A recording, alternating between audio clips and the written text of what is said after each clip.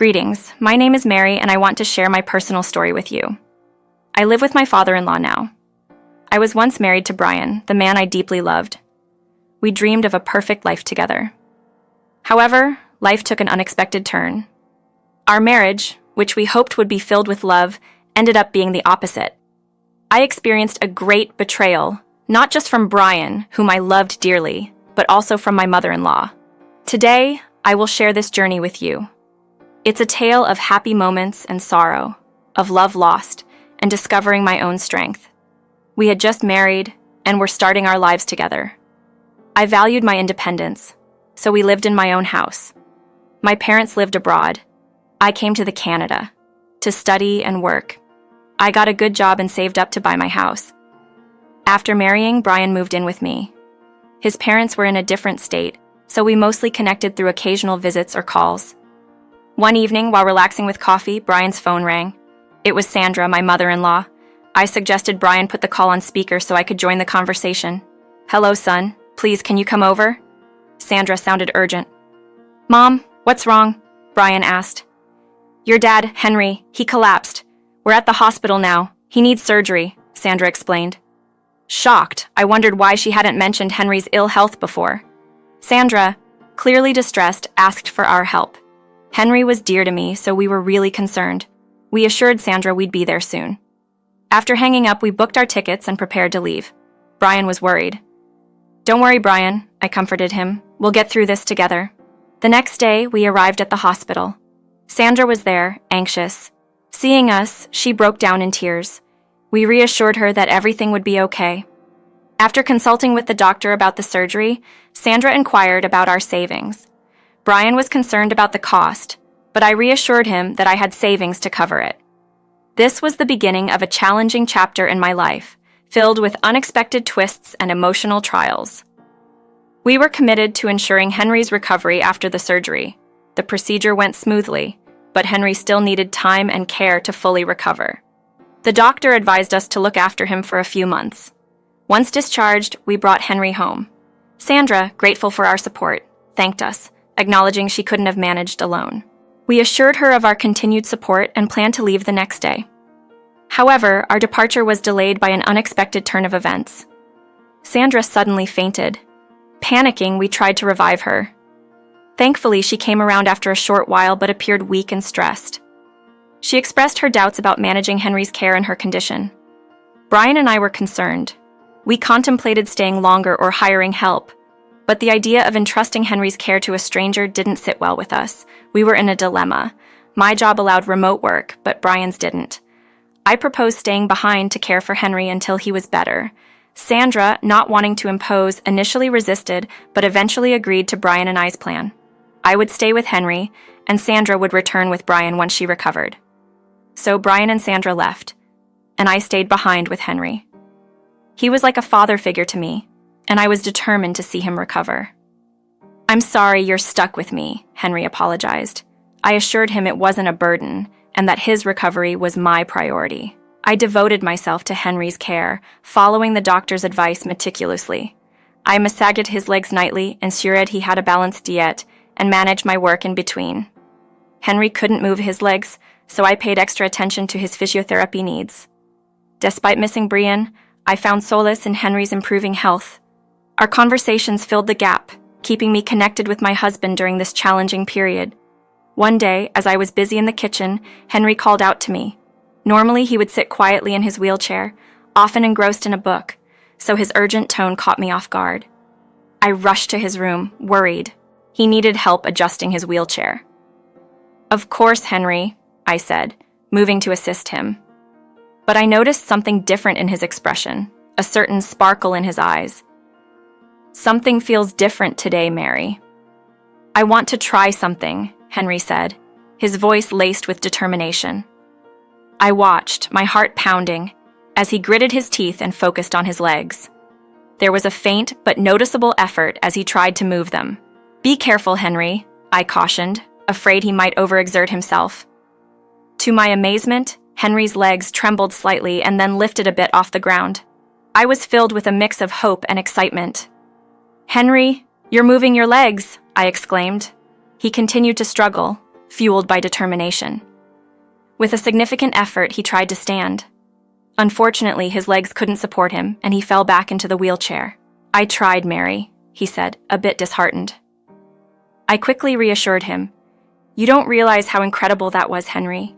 You haven't been able to move your legs for so long, and today, you made progress. It's a huge step, and we'll keep working on it together.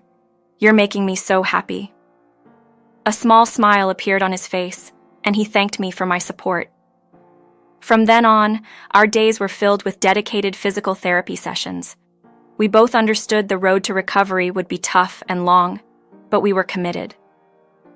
As the days passed, Henry's strength and determination grew. "We've come a long way since you first moved your legs," I would often tell him, acknowledging his growing strength.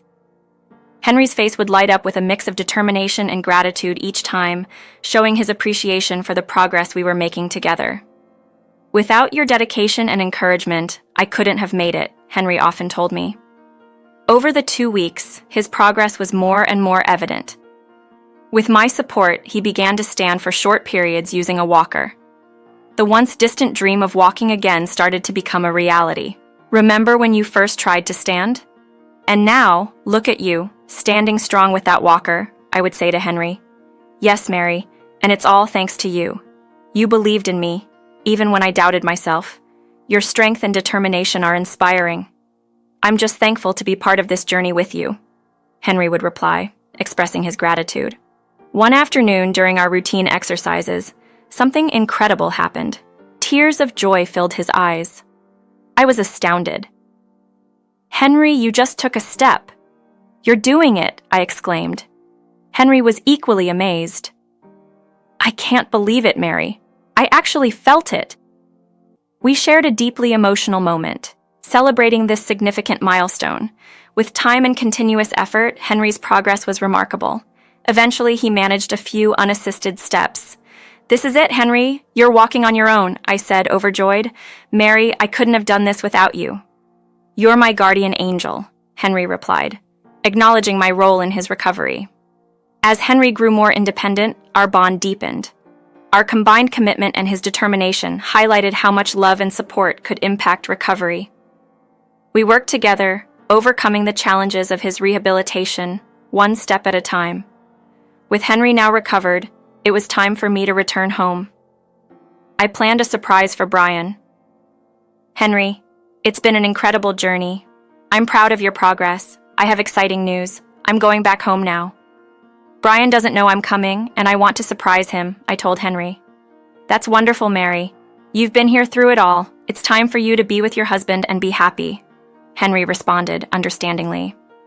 "Thank you, Henry. I'll always cherish the time we spent together, and I'll miss you, but I'm also excited to be with Brian again," I said, feeling a mix of sadness and anticipation. On the day of my departure, Henry watched as I packed. "Mary, you've been like a daughter to me during this time. I'll miss having you here, but I'm happy for you and Brian," he said warmly. "Henry, you'll always have a special place in my heart," I replied, grateful for the bond we had developed. "I'll definitely visit you.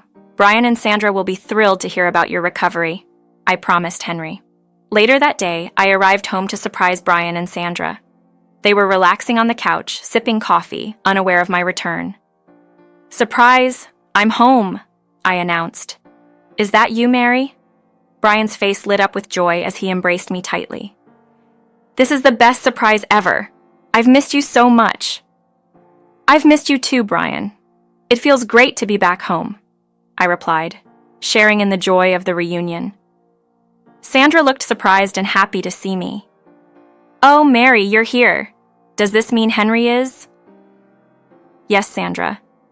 Henry is completely fine and waiting for you at home," I informed her, which made her extremely happy. After exchanging pleasantries, I decided to freshen up. However, as I headed to the shower, I noticed something different about the house, but I was too tired to figure it out. After a refreshing shower, I walked into the bedroom and was stunned to find it empty. "Brian, Sandra, what happened to our furniture? Where is everything?" Brian and Sandra exchanged uncomfortable glances, and I sensed something was wrong. Their faces showed fear, and Brian seemed particularly uneasy. "Mary, we need to talk," Brian said. What's going on? I asked, growing increasingly concerned. Sandra broke the news. We sold the house, Mary. I was shocked. You sold the house? How could you do that without discussing it with me? Brian tried to justify. It was a good deal, Mary. We wouldn't have gotten that afterward. We needed the money. Money for what? You did this for yourselves? Did you betray our trust for your gain? I was devastated. Sandra interjected. That home was in my son's name. We can do anything we want. That doesn't give you the right to make such a decision without me. It was my home, my life, all gone, I said, heartbroken. Mary, we needed this change. It's for the best, Brian tried to explain. You don't care how I feel, do you? I made a mistake trusting you. You had a choice to include me in this decision, to respect my feelings, I said, feeling betrayed and hurt. I was in utter disbelief. I can't believe this, Brian. It's done, and now I have nowhere to go. They had bought a new place, leaving me essentially homeless. It wasn't just about losing a home, it was about the trust and communication in our marriage being completely shattered. Just a few months ago, I had my own home. And now, I was without a place to stay and had no savings. I reached out to friends for help, but didn't get any positive responses. Left with no choice, I decided to temporarily stay with Henry and then look for a new place. When I returned to Henry, he was shocked to see me back so soon. Mary, what happened? Henry, Brienne and Sandra sold my house without telling me. I have nowhere to go, and I feel so betrayed, I explained, my voice filled with sadness. I'm so sorry, Mary. I can't believe they did this to you. Your family and family should stick together. Henry comforted me. But now I'm homeless and don't know where to turn, I said, feeling lost. Mary, don't worry. You can stay here with me. This is your home as much as it is mine, Henry offered kindly. Thank you, Henry. Your kindness means everything to me. I promise I'll find a new place soon and won't be a burden, I assured him, grateful for his support. The next day, I was crying in my bedroom when Henry came in. Mary, I need to tell you something, he said. What is it, Henry? I asked, wiping away tears. Stop crying. You're not homeless. Brian and Sandra are up to something, he said, a hint of a plan in his voice. Henry then called an old college friend and discussed a plan. After the call, Henry's phone buzzed. It was Sandra calling. He put it on speaker, suspecting it might be related to our plan. Hi, dear. Mary told us you're recovering well. Sandra's voice came through the phone, sounding casual. Henry and I exchanged glances, ready to put our plan into action. Sandra's announcement that she and Brian were planning to visit Henry soon struck a nerve. Henry, unable to contain himself, burst into laughter. Sandra, puzzled, asked, Henry, why are you laughing so hard? Because, Sandra, I never realized how selfish and, dare I say, amusing the woman I've lived with for so many years could be. Your tricks won't work here, Henry retorted. Mary and I joined in the laughter, signaling a significant shift in our relationships. It was clear that a new game had begun. So, you three are conspiring against me? Mary, did you go to my husband behind my back? That's disappointing, Sandra accused. She's like my daughter. She stood by me when I was gravely ill, and I'm grateful for her, Henry defended. What you and Brian did to her was wrong, and you're going to learn from it. Dad, I'm your son, remember? You might be pleased that your friend made us leave the house, but we still have Mary's house. We can buy it back if we want, Brian chimed in defiantly. If you think it's that simple, then go ahead and try, Henry challenged him. Fueled by determination, Brian said, If we're going to make amends, I need to start somewhere. Let me call the owner of Mary's house. Brian quickly dialed the number of the person who had bought my house, hoping to negotiate its repurchase. After a few rings, the person answered, Hello, Brian. How can I assist you today? Hi, I'm Brian, and my mom and I used to live in the house that Mary owned. I understand you're handling the property now, and I would like to discuss the possibility of buying it back, Brian proposed. I'm here to help, Brian, the person on the other end of the line replied, opening the door for further discussion. Once, I need to tell you that I'm not the owner of this house. I'm just looking after it. If you want, I can give you the contact details of the real owner so you can talk directly. Yes, please. That would be great, he replied. The agent gave Brian the owner's phone number. Brian tried calling the owner many times, but the line was always busy. What's going on? The line's always busy. I'll keep trying, but it might take a while to get through. He kept calling, but we all knew his efforts were in vain. "My son, maybe you should stop trying now," I suggested. "Wait, I'm not giving up yet, but maybe you should listen to Henry," Brian responded. "Why? Do you know the owner?" "No, I am the owner." We were shocked. "How can you do this to us? I knew you were selling Mary's house while she was caring for me. I also knew Sandra wasn't really sick. She just wanted to avoid responsibility. I overheard your conversation in the hospital. How could you be so selfish?" Henry revealed that as soon as he knew Brian was selling the house, he sent an employee to buy it. "Now, you can't buy it back, not even for double the price. Why did you do this, Sandra and Brian? I thought we were a perfect family. Greed never helps, son. I wish your mother had taught you that." Brian and Sandra realized the seriousness of their mistake. They had lost everything because of their selfishness. "I'm sorry, Mary. That's why I agreed to sell the house. Please forgive us." But I replied, "He's not a child, Sandra. He broke my trust and our promise of love. I can never forgive him. Mary, please come back. I promise I won't let you down again." I looked at Henry, seeking his advice. "Think carefully before you trust them again. Some people never change." "I know, Henry. That's why I'm not going back to him. I have my own home and a loving father. I don't need anything else. I want to stay away from selfish people." Brian and Sandra realized arguing was pointless. They had tried to make me homeless, and now they were the ones without a home. I ended the call and looked forward to starting a new chapter in my life, free from selfish people. Life moved on, and I found peace in my independence. Henry was always there, a guiding light in my life. As for Brian and Sandra, they had to learn the hard way that selfish actions often lead to a lonely path. I often think back to those days, grateful for the lessons learned and the strength I found within myself. It was a tough journey, but it led me to a place of self-respect and contentment.